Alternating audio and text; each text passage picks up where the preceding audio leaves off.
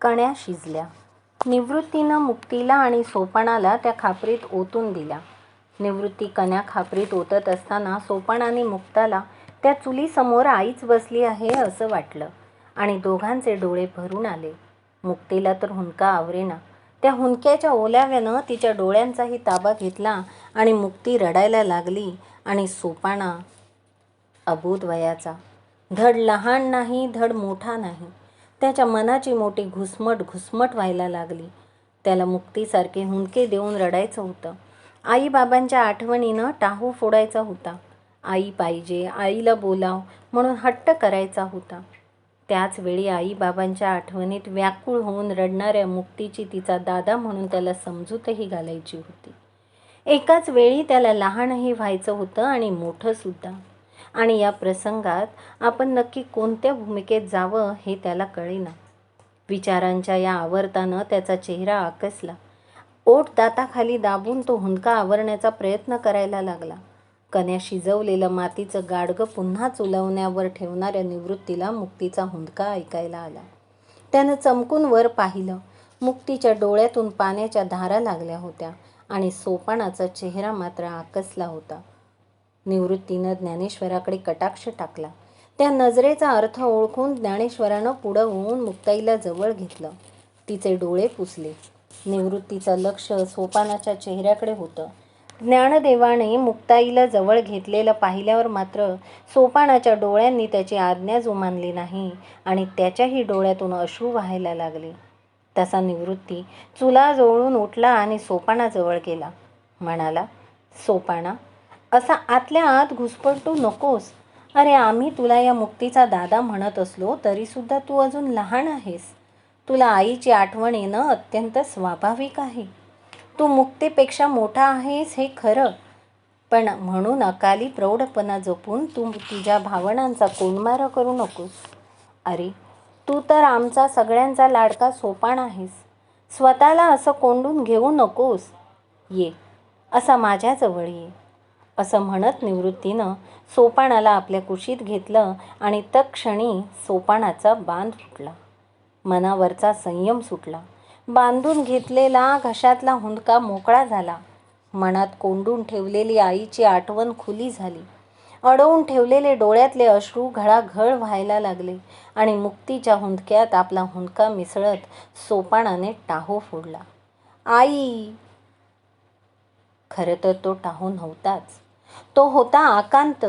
एका लेकरानं आईसाठी केलेला, एका पाडसानं गाईसाठी केलेला, एका अनाथानं मायेसाठी केलेला, एका निराधारानं आधारासाठी केलेला.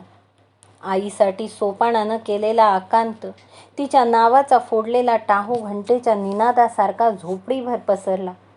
झोपडीचं छत फाडत बाहेरच्या अंधाराला छेदत तो टाहू तीरासारखा इंद्रायणीच्या वाळवंटात शिरला. त्याच्या आघातानं वाळवंट थरारलं. तो थरार इंद्रायणीच्या पाण्यात शिरला. त्या ध्वनींच्या स्पंदनांचा स्पर्श होताच इंद्रायणीचा जणू थरकाप उडाला. कारण तिला माहीत होतं की हा टाहू ज्यांच्यासाठी फोडला जातोय त्या दोघांची पार्थिव तिच्या पोटात जीर्ण निद्रा घेत होते. त्या ध्वनिस्पंदनांचा आवेग इतका जबरदस्त होता की इंद्रायणीला क्षणभर भीती वाटली. एक अपराधीपणाची भावना तिच्या मनात जागली. कशाला आपण या दोघांना आपल्यात सामावून घेतलं? त्यांचं आपल्यात समर्पित होणं आपण नाकारलं असतं तर? त्यांनी केलेलं आत्मसमर्पण न स्वीकारता आपण त्यांना आपल्यातून बाहेर फेकलं असतं तर हा असा केविलवाना टाहू आपल्या अंगावर आला नसता. नव्हे, या टाहूची, या आकांताची पुसटशी जबाबदारीसुद्धा आपल्यावर पडली नसती आणि ही अपराधीपणाची बोच आपल्याला लागली नसती. आता ही अपराधीपणाची बोच आयुष्यभर उरात घेऊन आपल्याला वाहावं लागेल. आपण न केलेल्या अपराधापायी इतिहासही आपल्याला दोषी ठरवेल. आपल्या या संथ वाहणाऱ्या पाण्याखाली लपून बसलेलं इतिहासाचं हे काळं कुट्ट पान आपल्या जीवदायिनी या नावाला काळिमा फासणारं ठरणार आहे, याची आपल्याला तरी काय कल्पना. पण या बालकानं फोडलेला टाहू ऐकवत नाही. विठू माऊली, आता तूच त्यांचा आधार हो आणि मी न केलेल्या पापातून माझाही उद्धार कर. सोपानानं फोडलेला टाहो ऐकून इंद्रायणीची ही अवस्था झाली तर त्याला कुशीत घेतलेल्या निवृत्तीचं काय झालं असेल? मुक्ताई लहान होती. तिच्या बालिश मनाची समजूत कशीही पटली असती. पण सोपान, तो धड नव्हता, तो लहान नव्हता, तो धड मोठाही नव्हता. मुक्ताई कालांतरानं आई विसरण्याच्या वयात होती, पण सोपाना आई आठवण्या इतका जाणता होता. त्याच्या मनपटलावर कोरली गेलेली आईची छबी चिरंतन स्मृतीत राहण्या इतका मोठा होता, पण आईशिवाय राहू शकणार नाही इतका लहानही होता. निवृत्ती घायाळ नजरेनं ज्ञानेश्वराकडे पाहत होता. ढसाढसा रडणाऱ्या सोपानाची समजूत कशी घालावी आणि त्याला ती कशी पटावी हा प्रश्न आता या क्षणाला निवृत्तीचा आणि ज्ञानेशाचं काळीच कुरतडत होता. ज्ञानदेवाच्या मिठीमध्ये मुसमुसणारी मुक्ता काहीशी शांत झाली होती, पण सोपाना, त्याचं सगळं अंग हुंदक्यानं गदगदत होतं. त्याचा श्वास कोंडत होता. निवृत्तीच्या गळ्याला घट्ट मिठी मारून सोपान रडत होता. निवृत्ती, ज्ञानदेव असहायपणे केविलवाणं होऊन त्याचं रडणं बघत होते. त्यांच्याही डोळ्यात पाणी तरारलं होतं. ज्ञानदेव तर स्फुंदायलाही लागला होता. एकटक स्थिर नजरेनं निवृत्ती त्या तिघांकडे पाहत होता. आईच्या अनंत आठवणी सोपानाच्या मनात पिंगा घालत होत्या. आपल्या चारही लेकरांवर प्रेमाचा वर्षाव करणारी आई. निवृत्ती ज्ञानेश्वर पाठांतराला बसले की मंदिरातून मोठ्या मुश्किलीनं मिळालेला बत्ताशाचा तुकडा सोपानाला देणारी आई. सोपानाला आवडतात म्हणून जिवाजीकडून बाबा पुता करून हळदीचं पान मागून आणून त्यावर पानगे करणारी आई. रात्री निजता निजता रामकृष्णांच्या गोष्टी सांगणारी, ग्रहगोलांचं रहस्य उलगडून सांगणारी आई. सकाळी उठल्यावर सगळी स्तोत्र म्हणून घेणारी आई आणि संध्याकाळी दिवे लागणीच्या वेळेला रामरक्षा, पाडे, पावकी, निमकी, पाऊणकी आणि औटकी हे सगळं म्हणून घेणारी आणि हे सगळं म्हटल्यानंतर शहाणं माझं बाळ ते असं म्हणून जवळ घेणारी, त्याच्या कुरळ्या केसातून हात फिरवणारी, चेहऱ्यावरून हात फिरवून अलाबला घेणारी, दृष्ट काढणारी आणि ऊनउनीत वरण भात भरवणारी आई. सोपानाच्या डोळ्यातून वाहणाऱ्या प्रत्येक अश्रूत आईची एक एक आठवण लपली होती आणि गालावरून ओघळत होती. त्या घायाळ अवस्थेत एकीकडे त्याचं मन आईसाठी आक्रंदत होतं, तर दुसरीकडे त्याचं अंतर्मन. क्षणभरही लेकरांना न विसंबणारी त्याची आई 2 दिवस झाले तरी आली नाही, म्हणजे आता ती परत कधीच येणार नाही, अशी भयशंकित ग्वाही देत होतं. हळूहळू ती शंका खरी असल्याचं त्याला जाणवू लागलं आणि मातृवियोगाचं वास्तव सोपाना सहन करू शकला नाही.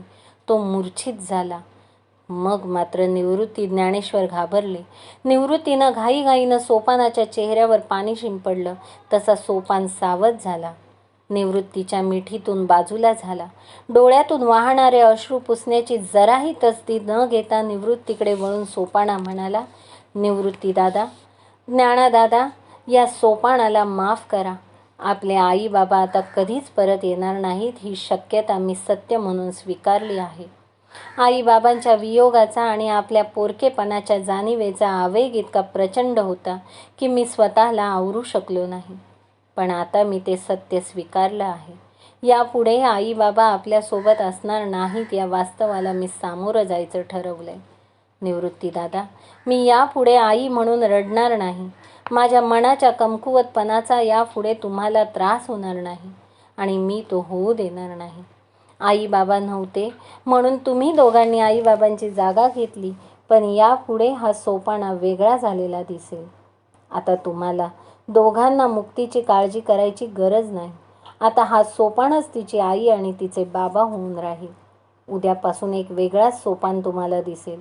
डोळ्यातलं पाणी तसंच वाहत होतं, पण सोपान ठामपणे बोलत होता. त्याच्या बोलण्यात निश्चय होता, आवाजाला धार होती, शब्दात सुसंगती होती, विचारात तर्कशुद्धता होती. सोपानाचं ते पालटलेलं रूप बघून निवृत्ती ज्ञानेश्वराला बरं वाटलं. सोपान रडला. मनाच्या कोंडमाऱ्यातून मोकळा झाला. त्याच्या भालप्रदेशावर निश्चयाची ब्रह्मरेषा उमटली आणि निवृत्ती ज्ञानेशाला त्याचं कौतुक वाटलं. त्याच्या तर्कशुद्ध बोलण्यानं ज्ञानेश्वर सुद्धा अचंबित झाला. पण ज्ञानेश्वरांच्या मनात कुठंतरी एक दुःखाची किनार उमटली. अरे पण सोपान, तू अजूनही लहान. ज्ञानेश्वरांनी काही सांगण्याचा प्रयत्न केला, पण सोपानानं त्याला मध्येच अडवलं. नाही दादा, थांब, काही बोलू नकोस. मी अजूनही लहान आहे हे मला माहीत आहे, पण या मुक्तीपेक्षा तरी मोठा आहे. तिचा चेहरा सतत हसरा ठेवायचा असेल तर या सोपानाच्या डोळ्यात पाणी येऊन चालणार नाही. नाही दादा, आज हा सोपान रडला तो शेवटचा. म्हणूनच मी आज भरपूर रडून घेतलं. अगदी काळजातलं पाणी संपेपर्यंत. यापुढे निदान आईच्या आठवणीसाठी तरी हा सोपान रडणार नाही. निवृत्ती दादा, आता तुम्ही दोघांनी जीवन जगण्याचा मार्ग सांगायचा, जीवन जगण्याची पद्धत सांगायची आणि जीवन जगण्याची दिशा ठरवायची. त्याच मार्गावरून तुमच्या पावलांवर पाऊल टाकत हा सोपान तुमच्या पाठोपाठ येईल. तसूबरी इकडे तिकडे वळणार नाही, ढळणारही नाही. सोपान बोलत होता आणि निवृत्ती ज्ञानेशाला त्याच्या चेहऱ्याकडे बघत राहावंसं वाटत होतं. त्याच्या चेहऱ्यावर एक विलक्षण तेज होतं. डोळ्यात निश्चय होता, आवाजात निग्रह होता, विचारात सुस्पष्टता होती, बोलण्यात तर्कशुद्धता होती, शब्दात सुसंगती होती.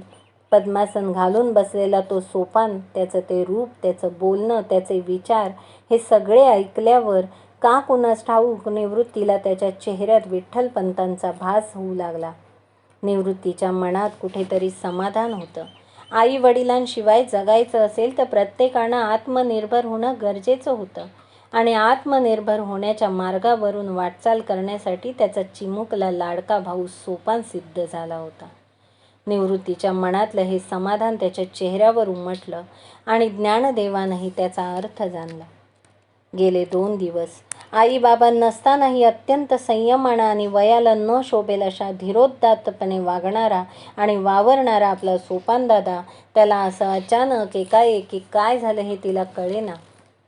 पण नंतर मात्र या तिघांच्या बोलण्यावरून तिला एवढं समजलं की सोपानदादानं निवृत्तीदादाच्या कुशीत शिरून पोटभर रडून घेतलं होतं आणि आता तो आईची आठवण काढून पुन्हा रडणार नव्हता. खरं तर आईची आठवण तिलाही येत होती, पण 2 दिवस होऊन गेले तरी आई बाबा परत आले नव्हते. आतापर्यंत असं कधी घडलं नव्हतं. मोठ्या 3ही भावांच्या बोलण्यावरून तिनं एवढं ताडलं की आई बाबा परत येणार नाहीत. आपले 3 भाऊ म्हणजे आता आपले आई वडील आहेत, हेही तिच्या निरागस मनानं ओळखलं. आत्मनिर्भर होणं म्हणजे काय हे तिला माहीत नव्हतं. आईच्या आठवणीनं न रडण्याचा निश्चय सोपानदादानं केला होता, तसा आपण करू शकू की नाही हेही तिला माहीत नव्हतं. पण आपण आता शहाण्यासारखं वागायचं आणि आपल्या 3 भावांना त्रास द्यायचा नाही असं तिनं मनाशी ठरवलं. तोच ज्ञानेश्वर म्हणाला, चला आता सगळ्यांनाच रडून आणि बोलून खूप भूक लागली असेल ना, आता कण्या गारही झाल्यात, आता आपण त्या खाऊन घेऊ. ज्ञानेशाचं बोलणं ऐकून खरोखरच सगळ्यांना पोटातल्या भुकेची जाणीव झाली. निवृत्तीनं आणखी 2 खापऱ्यात कण्या ओतल्या आणि ही 4 भावंडं कण्या खाऊ लागली. निवृत्ती कण्या खात होता, पण त्याच्या मनात उद्या काय करायचं हे विचार घोंगावत होते. ज्ञानेश्वराच्या मनात उद्या कोणत्याही परिस्थितीत आईबाबांचा पत्ता काढायचा या विचारानं पिंगा घातला होता. मुक्ताच्या मनात आपण उद्यापासून शहाण्यासारखं वागायचं म्हणजे नक्की काय करायचं या विचाराचा गोंधळ झाला होता. तर सोपाना, त्याच्या डोक्यात मात्र आपल्या उद्यापासूनच्या वागण्याचा स्पष्ट आराखडा तयार होता. आईची आठवण आपल्याला त्रास देणार हे नक्की, पण तो त्रास आपल्या जीवन प्रवाहाला कुठेही बाधा आणणार नाही याची खबरदारी आता घ्यायला हवी होती. तसेच निवृत्तीदादा आणि ज्ञानादादा यांना त्यांचं काम सहजपणे करता यावं यासाठी या चिमुकल्या मुक्ताची जबाबदारी संपूर्णपणे आपणच घेतली पाहिजे हा त्याचा विचार त्याच्या मनात नीट पक्का होता. आई बाबा नाहीसे झाल्यापासूनचा त्याच्या डोक्यात असलेला विचारांचा गोंधळ आता पूर्णपणे शमला होता आणि सोपानानं निवृत्तीदादाला आणि ज्ञानादादाला सांगितल्याप्रमाणे उद्यापासून खरोखरच एक वेगळा सोपाना दिसणार होता. कण्या खाऊन संपल्या. निवृत्तीदादानं खापऱ्या गोळ्या केल्या आणि धुवून ठेवल्या. ते बघून त्याचंच अनुकरण करत मुक्ताने आपल्या इवल्याशा हातांनी कण्या शिजवलेलं मातीचं गाडगंही धुवून टाकलं. ज्ञानदेवानं चुलीतला वैलही विझवला आणि मुक्ताच्या आणि सोपानाच्या हाताला धरून तो आणि निवृत्ती अंगणात आले. झोपडीसमोर एक अंकणभर घराचं अंगण स्वच्छ सारवलं होतं. रुक्मिणीबाईंच्या रोजच्या रोज हात फिरलेला. चौघं भावंड अंगणात बसली. पौर्णिमा जवळ आली असावी. आकाशात चंद्र तेजानं निथळत होता. स्वच्छ चांदणं पडलं होतं. कण्या खाता खाता निवृत्ती विचार करत होताच. उद्यापासून कुणी काय करायचं याचा आराखडा त्याच्या मनात तयार झाला होता. आता तो सगळ्यांना सांगायचा होता. आईबाबा नसताना संपूर्ण जबाबदारी त्याच्यावर होती आणि या भावंडांना हाताशी धरून ती जबाबदारी पार पाडतच त्यांना मोठं करायचं होतं. त्या दृष्टीनं आपण मनात जे काही योजलेलं होतं ते सगळं धाकट्या तिघांना समजावून सांगणं भाग होतं. काय सांगावं, कसं सांगायचं याबद्दलची शब्दांची जुळणी निवृत्ती मनातल्या मनात करत होता. तोच विनायक बुवा भटजी लांबून येताना दिसले. धोतर सावरत आले ते थेट अंगणातच. त्यांना बघून निवृत्ती ज्ञानेश्वर उभे राहिले आणि प्रणाम भूदेव असं म्हणत त्या दोघांनी विनायक बुवांना दंडवत घातलं. सोपानानं त्याचं अनुकरण करत विनायक बुवांना दंडवत घातला. मुक्तीनंही त्यांना वाकून नमस्कार केला. आयुष्यमान भव. विनायक बुवा पुटपुटले खरे, पण आपण ज्या कारणासाठी आलो आहोत ते कारण कळल्यानंतर ही 4 लेकरं कशी, किती आणि कुठे जगतील याचा त्यांच्या मनात संभ्रम होताच. आपण सांगणार आहोत ती बातमी या छोट्या मुलांना सांगावी की नाही, सांगावी तर कशी सांगावी असा संभ्रम त्यांना पडला होता. पण ती बातमी सांगणं तर भागच होतं. शेवटी त्यांनी धीर एकवटला. निवृत्तीला आणि ज्ञानेश्वराला एका बाजूला बोलावलं. दोघांच्या खांद्यावर त्यांनी हात ठेवला. त्यांचे हात थरथरत होते. निवृत्ती ज्ञानेश्वरांना त्यांच्या हाताची ती थरथर जाणवली, पण त्यांचं कारण त्यांना कळेना. भूदेव घाबरले आहेत. घाबरले असतील तर कशाला? संकटात आहेत. असतील तर असं कोणतं संकट आहे? दोघांनाही हे उमजेना. शेवटी निवृत्तीनं विचारलं, भूदेव काय झालं आहे? आपले हात कंप पावत आहेत. त्यामागे कोणतं कारण आहे? निवृत्तीच्या या प्रश्नाचं विनायक बुवांनी धीर एकवटला. घसा साफ करून खाकरून अवसान गोळा करून ते म्हणाले, निवृत्ती, ज्ञानदेवा, मी आता जे सांगणार आहे हे ऐकून तुम्हाला मोठा धक्का बसेल. खरं तर मला सुद्धा हे सांगताना कमालीचं दुःख होत आहे, परंतु तुम्हाला ते समजणं क्रमप्राप्त आहे. म्हणूनच मी ते तुम्हाला सांगतो. धीर एकवटून ऐका. मुलांनो, उच्चवर्णीय समाजानं तुमचा स्वीकार करावा व धर्मपीठानं तुमच्या मौजी बंधनाला मान्यता द्यावी यासाठी धर्मसभेनं सांगितलेली देहांत प्रायश्चित्ताची शिक्षा तुमच्या आईवडिलांनी म्हणजे विठ्ठलपंत आणि रुक्मिणी मातेनं स्वीकारून स्वतःला गंगेत समर्पित केलं आहे. धर्मसभेनं सांगितलेली देहांत प्रायश्चित्ताची शिक्षा त्यांनी घेतली आहे. मुलांनो, तुमचे आई वडील आता या जगात नाहीत. आता तुम्ही पोरके झालात आणि तुम्हाला हे सांगण्याचं दुर्भाग्य माझ्या वाट्याला आलं. हे सांगत असताना विनायक भटजींचे डोळे भरून आले होते. विनायक भटजींनी निवृत्ती ज्ञानेश यांना दोघांनाच बाजूला बोलावलं तरी सोपान आणि मुक्ता दोघं तिथं येऊन उभे राहिले. विनायक बुवांचं बोलणं ऐकून चौघांनी एकमेकांचे हात घट्ट धरले. एकमेकांच्या हाताला सुटलेला कंप प्रत्येकाला जाणवला होता. काळजात उमटलेला हुंदकाही त्या स्पंदनातून जाणवत होता. चौघांच्याही डोळ्यात भरून आलेले अश्रू गालावरून ओघळू लागले. विनायक बुवांना वाटलं आता ही पोरं हंबरडा फोडतील, धाय मोकलून रडायला लागतील. त्यांची समजूत घालावी या उद्देशानं काहीतरी बोलावं म्हणून त्यांनी चौघांच्या चेहऱ्याकडे नजर टाकली. पण गालावरून ओघळणाऱ्या अश्रूंबरोबरच चौघांच्याही चेहऱ्यावरून मूर्तिमंत निश्चयही ओघळत होता. त्याच निश्चयी स्वरात ज्ञानेश्वर म्हणाला, वाटलंच मला. हिंदू धर्मातल्या कर्मट कर्मकांडानं माझ्या आईबाबांचा बळी घेतला. आईबाबा, तुम्ही आम्हाला सोडून गेलात कायमचं, पण ब्रह्मसभेकडून शुद्धीपत्र मिळवण्याचं तुमचं अपुरं राहिलेलं काम आता आम्ही पूर्ण करू. दादा, निवृत्ती दादा, यानंतर कधीही धर्मातल्या या कर्मठकांडापायी पुन्हा कुणाचा बळी जाणार नाही असं काहीतरी करणं हेच माझ्या आयुष्याचं उद्दिष्ट असेल. भूदेव, आमचे आई वडील गेले, पण आम्ही पोरके झालो नाही. तो परमेश्वर आमचा पाठीराखा आहे आणि आम्ही चौघं एकमेकांची भावंड असलो तरी प्रसंगी एकमेकांचे आई वडील होऊ, असा मला निश्चित विश्वास वाटतो. आम्हा चौघांबद्दल आपण दाखवलेली माया भविष्यातही आम्हाला सामर्थ्य देईल, असं बोलून ज्ञानेशानं भूदेवांना वंदन केलं आणि तिघांनी त्यांचंच अनुकरण केलं. विनायक बुवांना कौतुक वाटलं. त्या चौघांचा संयमीपणा, आई वडिलांच्या मृत्यूची बातमी धीरोदात्तपणे स्वीकारण्याचा त्यांचा समंजसपणा, परमेश्वरचा त्याचा गाढ विश्वास आणि एकमेकांबद्दलची आत्यंतिक माया, विठ्ठलपंतांच्या पोटी 4 अलौकिक रत्न जन्माला येणार आहेत, ही श्रीपाद स्वामींची भविष्यवाणी त्यांना आठवली. चौघांच्या डोक्यांवरून मायेनं हात फिरवून विनायक बुवांनी धोतराच्या सोग्यानं डोळे पुसले आणि चौघांसाठी पोटभर आशीर्वाद पुटपुटत ते तिथून परत फिरले.